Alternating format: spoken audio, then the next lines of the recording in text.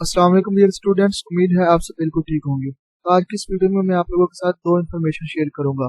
पहली ये है कि स्टूडेंट का क्वेश्चन आ रहा है कि सर क्या एमडी का रिकंडक्ट हो सकता है या फिर नहीं। और दूसरी जो इन्फॉर्मेशन मैंने आप लोगों के साथ शेयर करनी है वो बहुत इंपॉर्टेंट इंस्ट्रक्शन है, आप लोगों ने उनको लाजमी फॉलो करना है।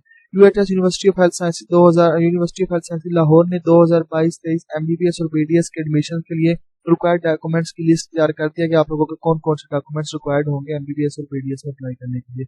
तो पहले बात कर लेते हैं स्टूडेंट के क्वेश्चन जो उनसे रिकंडक्शन के हवाले से कि सर एमडी का रिकंडक्ट हो सकता है या फिर नहीं हो सकता। तो एमडी का रिकंडक्ट होने के 0% चांस है, कभी भी एमडी का रिकंडक्ट नहीं हो सकता। बेशक इसको किसी भी अदालत में अगर पिटीशन दायर कर भी दी जाए इसके खिलाफ तो रीचेक हो सकते हैं पेपर, आउट ऑफ सिलेबस के आप लोगों को नंबर मिल सकता है, लेकिन रिकंडक्ट होना इम्पॉसिबल है। 0% चांस है रिकंडक्शन होने का।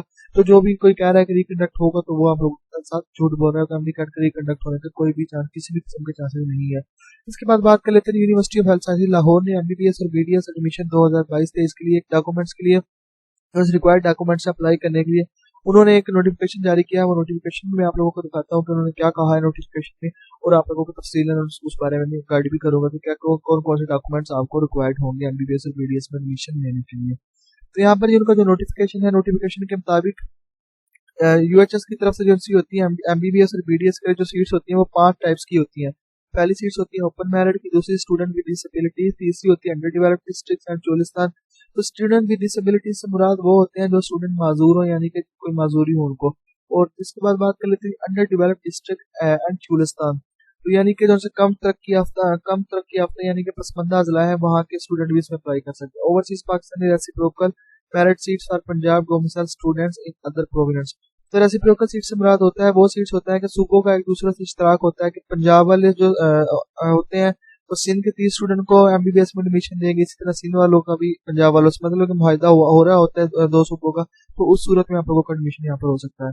तो अब बात कर लेते हैं डॉक्यूमेंट्स आप लोगों को कौन कौन से चाहिए। डॉक्यूमेंट्स के हवाले से भी मैं आप लोगों को तफसीलन गाइडलाइन प्रोवाइड करूंगा। डॉक्यूमेंट सबसे पहले बात कर लेते हैं जी, आप लोगों का मैट्रिक का सर्टिफिकेट आप लोगों के पास होना चाहिए। उसकी जो सर्टिफिकेट के साथ साथ रिजल्ट कार्ड भी आप लोगों के पास हो, मतलब सनद वगैरह सब चीज हो। उसके बाद इंटरमीडिएट आप लोगों ने दिया है, वहां से आप लोगों को जो रिजल्ट मिला है वो आप लोगों के पास होना चाहिए। अगर आप लोग फॉरेन से ताल्लुक रखते हैं तो जो आप लोगों ने जो भी किया हुआ है, अमेरिका से पढ़ा हो, ए लेवल किया हो, तो उसका आप लोगों के पास रिजल्ट कार्ड होना चाहिए। और उसके बाद अगर आप लोगों ने किसी भी स्टूडेंट ने अगर यूनिवर्सिटी से मतलब कि इंटर की थी, काफी फॉरेन कंट्रीज में होती है, तो उनके लिए भी 12वीं क्लास का रिजल्ट कार्ड लाजमी होना जरूरी है। उसके बाद बात कर लेते हैं domicile certificate of the candidates. Domicile जो है वो लाजमी करार दिया गया है आप लोगों का। अगर डोमिसाइल तो आप लोगों का बन गया होगा, अगर किसी का नहीं बनाई तो हर इम्पॉसिबल बात है कि किसी का नहीं बना होगा, सबका ही बन गया होगा। तो डोमिसाइल आप लोगों का इसमें लाजमी करार दिया गया है अप्लाई करने के लिए university of health science Lahore में। तो यहाँ पर जिन स्टूडेंट का जो डोमिसाइल है वो अगर इस्लामाबाद का है तो वो पंजाब के ओपन मेरिट सीट्स की अप्लाई कर सकते हैं। अगर कोई स्टूडेंट जो से ओवरसीज है, अगर वो भी अप्लाई करना चाहते हैं, उनका डोमिसाइल पंजाब का नहीं बना हुआ लेकिन अलबत्ता उनके वालिदैन का डोमिसाइल पंजाब का बना हुआ है, तो वो भी इसमें अप्लाई कर सकते हैं। उसके बाद ये आप लोगों के पास सीएनएसी होना चाहिए। अगर आप लोगों का सीएनएसी बन गया है तो सीएनएसी हो, अदरवाइज आप लोगों के पास बेफाम हो, अगर आप लोगों की उम्र पूरी हो गई है तो आप लोगों को सीएनएसी बनवा लेना चाहिए। अगर ओवरसीज है तो आप लोगों के पास पासपोर्ट होना चाहिए। उसके बाद बात कर लेते हैं जी, आप लोगों का पासपोर्ट ऑफ मदर होना चाहिए, फादर का हो, सीएनएसी हो या फिर पासपोर्ट हो।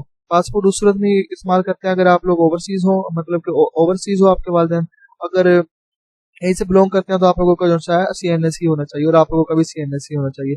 उसके बाद बात कर लेते हैं जी, तो आप लोगों की एक फ्रेश फोटो होनी चाहिए। फ्रेश फोटो से मुराद ये होता है कि आप लोगों ने अभी खिंचवाई और उसका जो बैकग्राउंड हो वो या तो व्हाइट हो या फिर ब्लू हो। इसके अलावा आप लोगों ने किसी भी किस्म की फोटो नहीं करवानी, मतलब कि बैकग्राउंड आप लोगों ने चेंज नहीं करवाना। काफी स्टूडेंट होते हैं वो जो सेल्फी लेते हैं वही लगा देते हैं, तो वो फोटो आप लोगों ने नहीं लगानी वहां पर। अगर आप लोग डिसेबल स्टूडेंट है, डिसेबल से मुराद होता है माजूर स्टूडेंट, तो आप लोगों को एक सर्टिफिकेट दिया जाएगा national commission for rehabilitation of special people of Pakistan. तो वहां से आप लोगों ने अपना सर्टिफिकेट लेना है, वो सर्टिफिकेट के साथ ही आप लोग अप्लाई कर सकते हैं। तो आप लोगों को मतलब कि अगर आप लोगों ने एक ही जिले में आप लोगों ने फर्स्ट यानी कि मैट्रिक भी आप लोगों ने एक डिस्ट्रिक्ट से किया और इंटर भी एक डिस्ट्रिक्ट से किया, तो आप लोगों के कॉलेज का जो प्रिंसिपल होगा, आप लोगों ने उससे जो सर्टिफिकेट तैयार करवाना है। वहां पर उन्होंने लिखा हुआ होगा कि स्टूडेंट ने इसी जिले से मैट्रिक और इंटर अपना किया है। तो उसके बाद बात कर लेते हैं, अगर आप लोग चुलिस्तान से बिलोंग करते हैं तो आप लोगों के पास Cholistan development authority clear start the website candidate is Cholistani by birth and actual residence in Cholistan. तो आप लोगों को उसी सूरत में एडमिशन मिल सकता है। चोलिस्तान की जो सी है वो इस सूरत में है कि आप लोगों का जो आईडी कार्ड है वो भी चोलिस्तान का हो, बेफाम भी आप लोगों का चोलिस्तान का हो।